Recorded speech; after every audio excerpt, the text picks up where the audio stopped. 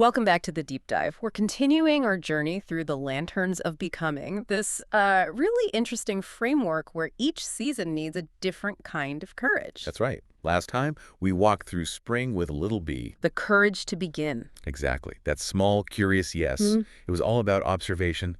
Look, listen, notice, but no touching yet. Learning how, cold organizes things, and warmth tends to open them up. And now, summer. Big B. And a whole different kind of courage. The courage to act. It's a big shift. You can feel it right away in the description. Spring had that quiet hush, but summer has this hum. The source even says the air has a warm sweetness, like fruit left on a windowsill. It's active. Absolutely. So our mission today really is to dig into that transition. How do you go from just watching to actually participating, energetically stepping in? Without messing things up or just burning out, right? Precisely. Finding that line between productive action and, well, just draining your own battery. That's the core challenge for Big B. Okay, before we dive deeper, let's just quickly recap the players here because the source uses specific terms. We've got the avatar, Big B this time. That's the personality state, yeah. Right. Then the chair. The chair is like the body, the vehicle. Very instinctual, knows things before the mind does. Yeah. The aware self. Got it. And guiding it all is the architect. Conscious mind. The gentle guide, setting the intention. Perfect. So summer means more energy coming in. How does Big B handle that? Well, first, a new sense comes online. The ears. And these aren't just regular ears, are they? No, the description is quite beautiful. They unfurl like soft aurora petals. And they don't just hear. They turn towards sounds, almost like they're drinking light. Drinking light. Okay, what does that mean practically? It sounds like very selective hearing.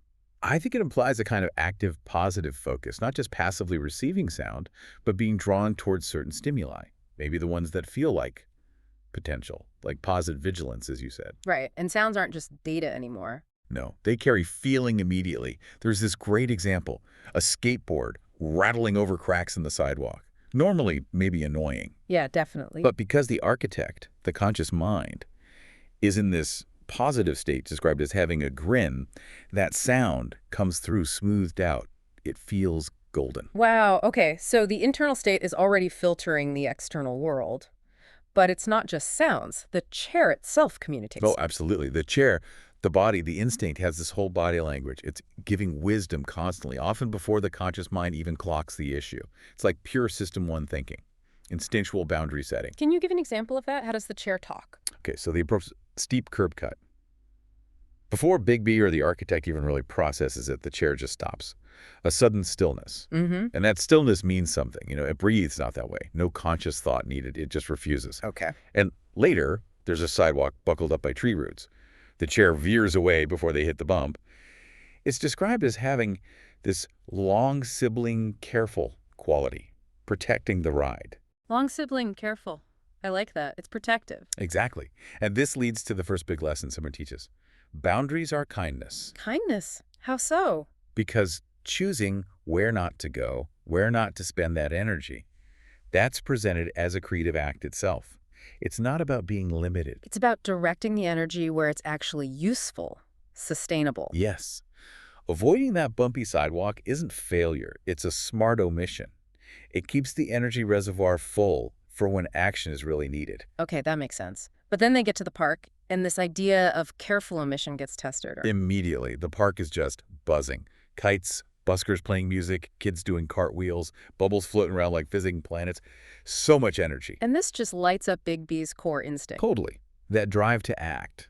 But it's more than just acting. It's this urge to intervene, to fix or perfect everything. Yeah, the source lists these very specific thoughts Big B has, like internal commands almost.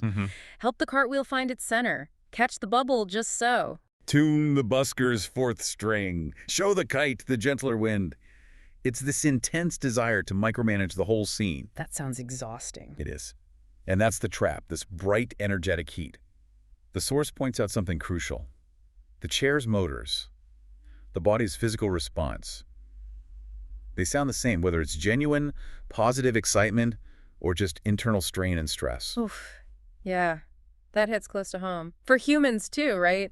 Passion and stress can feel weirdly similar internally, that same engine revving feeling. Exactly. Your internal engine redlines either way. So how do they learn to tell the difference? How does the architect step in? When that worrying starts, that feeling of being overwhelmed by the impulse to do everything, the architect models stillness, specifically a slow, grounded exhale. The breath, the classic anchor. Yes, that conscious breath creates a pause. It separates the impulse from the action. It basically tells Big B, okay, you feel the energy, but let's center first. Make sure this isn't just reactivity. So the architect teaches Big B to manage the impulse before it even turns into movement.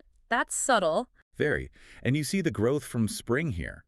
Remember little B tasting that plum syllable from the radio? Yeah, storing that sensory detail. Well, now Big B hears the busker playing, and there's this note from a glass bottle that feels blue-green, a much richer, more complex sensation. And Big B stores that in the same pocket. Okay, so the capacity for experience is growing, becoming more nuanced. But the core practice of gathering these beautiful moments continues. Precisely. It's learning built on earlier learning. But the heat keeps building through the day, doesn't it? It does. It becomes insistent. And this leads to a kind of paradox. Big B feels so much energy and time to stop. Which sounds counterintuitive for the avatar whose courage is about acting. Right, but instead of pushing through, they retreat. They find shade under a maple tree. And this is where the wisdom of banking energy comes in. Banking energy, explain that. It's about holding the potential, like keeping the flame steady in a coal, instead of letting it flare up wildly and burn out fast. Okay, but how is that different from just stopping or avoiding?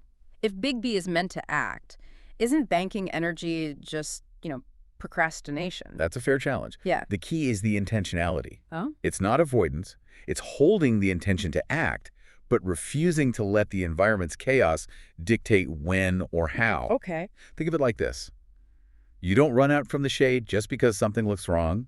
You wait, you hold that energy until maybe the only thing needed isn't fixing, but just being there, offering presence. That makes the next moment really powerful then, near the park exit. Yes, they see someone sitting on a low wall looking completely drained, just slumped over. And Big B reacts instinctively. Pure instinct, not a decision. The ears, those aurora petal sensors, just lift towards the person. A subtle movement, the person notices, looks up, kind of surprised. And this is the first time Big B initiates contact, the first allowed touch. Yes, it's tiny. The source says the ears gave a tiny double poke, and then Big B makes this soft, questioning sound.